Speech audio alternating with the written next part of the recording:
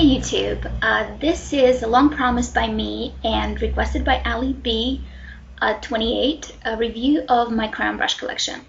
Now I have quite a few, so I'm going to break this down into several parts, and today I'm going to do the large face brushes. These are the ones I'm going to cover today. Those are the ones that use to apply powder blushes, bronzers, contouring, and so on, and some foundations.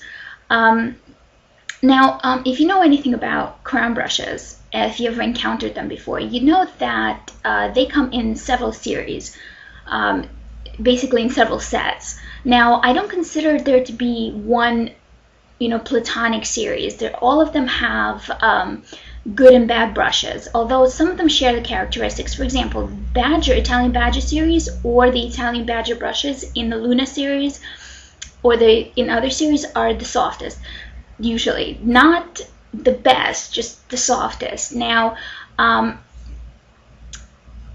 while the stock on the US site and the UK site is fairly similar, there are some brushes in the Badger series that are available in the US but not in the UK, or at least are not on the website. And the reverse is true for the reverse is true for the Studio series. There's some that are available on the UK site but not the US site.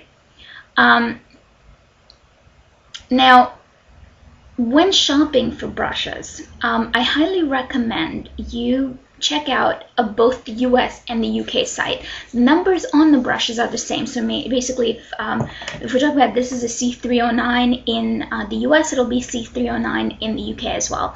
So the picture quality on both sites is generally quite crappy. So to get the best idea of what the brush looks like, it's always, it's in your interest to check out both sites before you purchase, because maybe one will give you a better angle than another. The pictures aren't the same.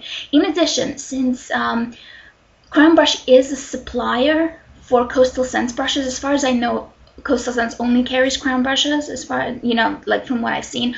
You can also check out brushes there.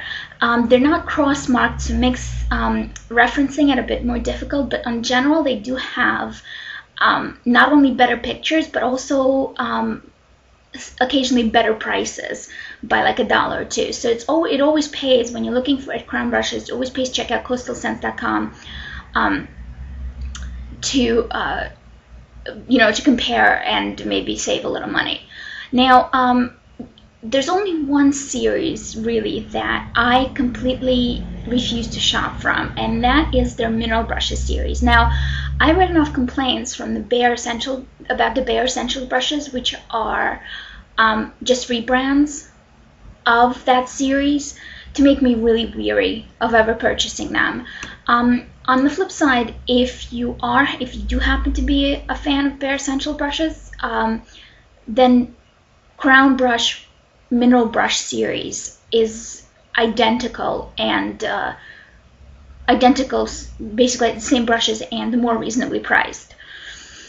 Now, as I go through these, and I'm going to try to do quick, I'm gonna, as always, everything I say represents my own opinion, and facts are true as I understand them and know them at the minute. All the relevant links are always going to be on the sidebar, and that's pretty much it. So, one more thing: the Luna series and the Pink series are the same, except for brush handles. So if you find any brushes in either series that are out of stock but that you want, you can shop in the other and just get a replacement. I think they're even numbered fairly similarly. The prefix is different, but the numbers are the same.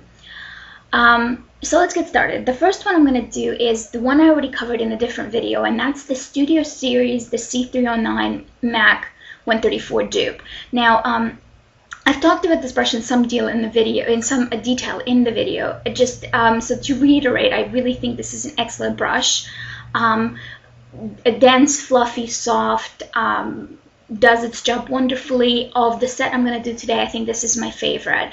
For more details, if you have any questions about it, you can just see my MAC 134 dupe video. This is a Studio Series brush. Now the Studio Series are the ones with the metal ferrule and black handle.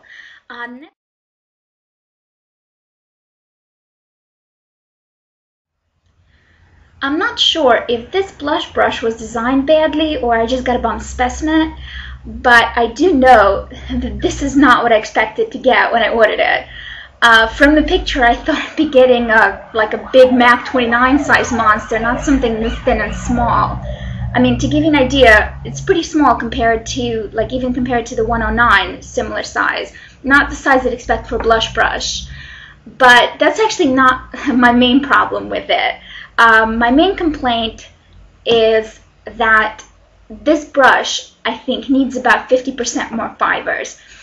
Even if it was designed for precision application of highlighter or contouring powder, and since the ferrule's pinched and it's pretty narrow at the top, that'd be my guess. The effect of the thinness combined with the softness of the badger fibers means you don't have nearly as much control as you would with a thicker or even slightly stiffer brush. Applying even a little pressure causes it to basically collapse on itself, which also makes it a bit useless for blending. It's made well, it's pleasant on the face, it's soft, it doesn't shed, the fibers don't break, the ferrule sits very tightly. Its downfall, in my view, is that it's not really fit for its use as made, which is a pity. This brush would be a nice brush, I think, if it were thicker. In contrast to the Badger blush brush, this one, which is called the Maxi Mop, is excellent idea and great design, but very bad execution. When I first saw this on the site, I was amazed. I'm like, why didn't anybody else think of it? It's basically a sponge on a handle, which gives you much more control and a lot more freedom in applying application, in applying foundation. Unfortunately, its quality is subpar. I mean, I only used it once or twice and washed it in the middle, and I don't know if you could see it, but it's already starting to form little tears and holes in the surface. Now, in my view, foundation brushes should be the toughest brushes in any set because they take the most abuse, they get used the most, washed the most. So to have one basically start to fall apart after one use is a very, very bad defect on the part of the manufacturer. So while the idea is excellent, and I wish there was one around that was like this but well made, this particular brush I do not recommend. The next two are big round dome brushes from two different collections, allowing me to do a bit of a head-to-head comparison. Couple things.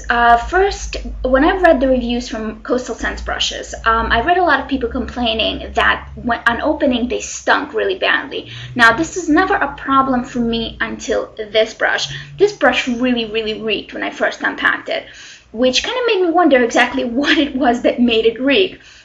And so I took a paper towel, I dropped a couple drops of the MAC brush cleanser on it, and I ran it, did that a few times, and this is what I ended up with. Ladies and gentlemen, wash your brushes before you use them. It took me, I think, 4 shampoos before this brush, the water from this brush ran clear.